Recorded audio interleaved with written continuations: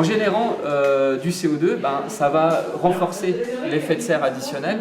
Cet effet de serre additionnel va contribuer à la hausse de la température, qui elle-même va contribuer au dégel du permafrost et ainsi de suite. Voilà. Explication rapide, un peu de texte et des images, et si c'était simple de comprendre le dérèglement climatique.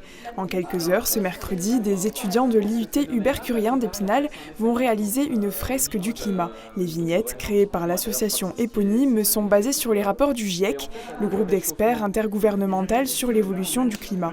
Des données scientifiques parfois mal comprises ou peu accessibles au grand public, le but est que les participants s'approprient ces termes et donc le défi climatique. En tant que personne lambda, on va dire, si on s'y met tous, on peut peut-être essayer de changer les choses, quoi. Essayer de pas polluer, essayer de faire le tri, essayer de moins gaspiller d'eau, des choses comme ça, quoi.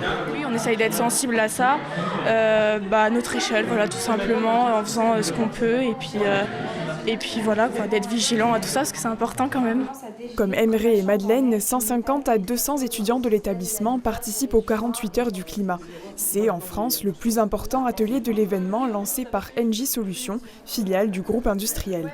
Avec Engie, depuis longues années, on travaille sur des sujets qui sont sensibles aujourd'hui et un peu controversés, qui sont l'épuisement de la ressource fossile et la modification du climat, le réchauffement climatique. Cet atelier-là, donc on est sur 48 heures, on le fait ici dans les Vosges, mais on le fait aussi partout en France. Donc il y a 8000 personnes qui sont fresquées sur ces 2 jours-là pour pouvoir justement sensibiliser au changement climatique et aussi montrer que derrière, c'est possible d'agir dans la décarbonation. Il y a plein de métiers, il y a plein de choses à faire et on recherche effectivement beaucoup de monde pour travailler et aller dans ce sens-là. Tous les ans, des étudiants de l'IUT Spinalien se forment en apprentissage au sein du groupe sur la production d'énergie à partir de biomasse par exemple. Quant aux fresques, elles seront exposées dans l'établissement.